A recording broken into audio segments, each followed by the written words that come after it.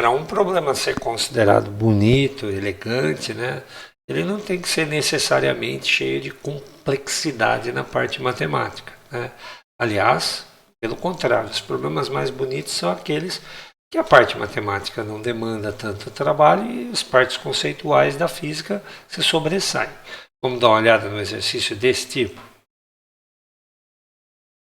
Olha só esse problema aqui, ó. Um projétil é disparado por um canhão e no ponto mais alto de sua trajetória, a uma distância horizontal de 100 metros do canhão, ele explode dividindo-se em dois pedaços iguais. Um dos fragmentos é lançado horizontalmente para trás com a velocidade de mesmo módulo que possuía o projétil imediatamente antes de explodir. Considerando desprezível a resistência do ar, a que distância entre si cairão do solo os dois fragmentos? Percebo que a gente tem um mínimo de informação nesse exercício. Mas vamos fazer um desenho que vai nos ajudar a entender o que é que aconteceu? Então, a primeira situação é que o projétil foi disparado de um canhão. Então, é de se imaginar, né, a seguinte situação aqui de um lançamento oblíquo, né? Bem assim, ó. Aqui está o chão, né? O nosso projétil disparado, né, pelo canhão fez uma trajetória que a gente conhece bem, é um arco de parábola, então eu vou desenhá-lo aqui, ó, ponto de partida, e aqui o arco de parábola. Na verdade, ele não chegou a completar o arco, né? Por quê? Porque o problema falou que quando ele chegou no ponto mais alto da trajetória, eu vou chamar esse daqui de ponto mais alto, o objeto explodiu em dois fragmentos. Então aqui, ó, ele está no ponto de altura máxima. Né? O que a gente tem aqui no ponto de H máximo? Nós temos o seguinte, né? Então já falando conceitualmente desse problema. Nós temos, né, a velocidade do eixo Y, ela foi se reduzindo à medida que o corpo ia subindo. Lá no ponto de altura máxima, a velocidade do eixo Y ela fica igual a zero, certo? E o objeto só tem, portanto, velocidade do eixo X. Vamos marcar essa velocidade aqui e eu vou chamar essa velocidade de simplesmente V. Então aqui está a velocidade, né, do objeto V.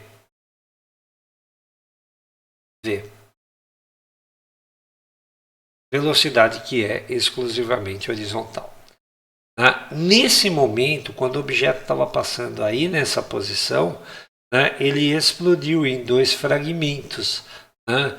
Então, bem na altura máxima, o objeto se separa, explode. Então vamos desenhar isso também. Né? Isso vai ser importante para a nossa análise. Eu vou desenhar aqui a pista, né? O chão. Então está aqui o chão. Né? E agora, né, o nosso objeto, bem naquele momento que ele se dividiu. Então ele está aqui, ó, descendo na nossa imagem. Ele está por aqui. E agora ele se fragmentou. Então já vamos desenhar os fragmentos. Um pedaço dele voou para frente, né? No meu caso aqui para a direita, e o outro recuou. Agora, sobre esse que recuou, né? O enunciado falou sobre ele. Né? Ele recuou com a mesma velocidade que ele tinha antes da explosão, só que, né, para trás. Então, só que assim, ó. Né? Então, aqui está a velocidade, né, desse objeto para trás. Bom, já dá para saber uma coisa, né? Se esse fragmento recuou com a mesma velocidade, o que ele deve fazer? Ele deve retornar aqui ao chão exatamente na mesma posição. Por quê? Porque durante a subida ele gastou um tempo para chegar na altura máxima. E aqui é a posição de altura máxima. O tempo que ele vai gastar depende exclusivamente da altura e da gravidade. Então, sendo o tempo o mesmo e a velocidade no eixo x a mesma, ele deve retornar aqui, ó, nessa posição, exatamente de onde ele partiu. Ou seja, ele deve percorrer para trás os mesmos 100 metros que ele percorreu para frente. Tá claro isso? Tempo de subida igual, tempo de descida, altura igual, gravidade igual, então o deslocamento na horizontal será igual. Tudo bem?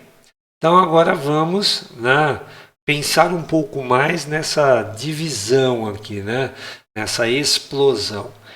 Nós sabemos que aqui, né, sobre esse objeto, está atuando a força-peso. Só que a força-peso, quando comparada a uma força de explosão, né, ela pode ser considerada desprezível. Então veja bem, diferente de problemas anteriores que eu vim resolvendo aqui, ó, eu vou considerar a força resultante de agente externo igual a zero, mas isso por aproximação. Por que eu posso fazer aproximação? Como eu disse, a explosão gera forças internas muito maiores do que a força-peso. Então, eu vou desprezar, no momento da explosão, a força-peso. E eu vou descobrir o seguinte, né? Se isso daqui acontece, nós sabemos que a quantidade de movimento final, ela vai ter que ser igual à quantidade de movimento inicial. Certo? Então, se a quantidade de movimento final é igual à quantidade de movimento inicial, o que é que nós temos? Nós temos aqui o seguinte. Vou desenhar a quantidade de movimento no início desse objeto. A quantidade de movimento no início desse objeto é um vetor que aponta na mesma direção e no mesmo sentido da velocidade.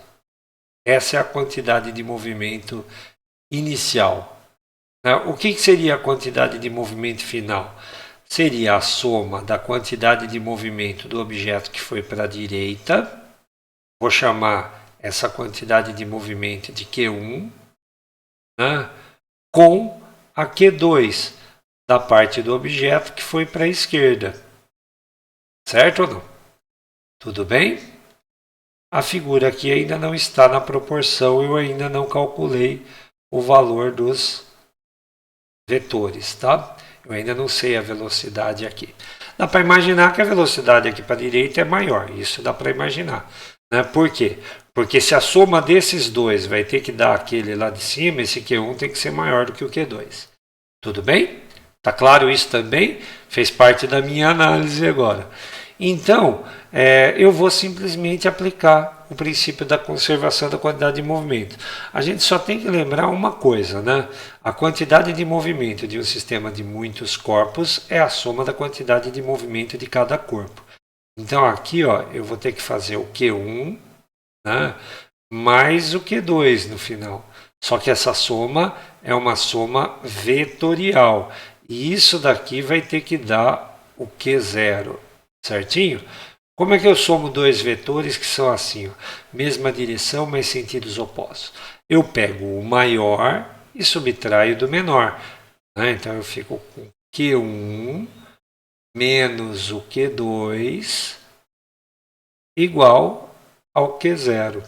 Já estou escrevendo aqui nessa linha em módulo, tá? Tirei o vetorial, o aspecto vetorial.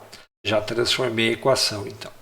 O Q1, o que vem a ser Q1? Bom, esse fragmento ele tem uma massa que é m sobre 2.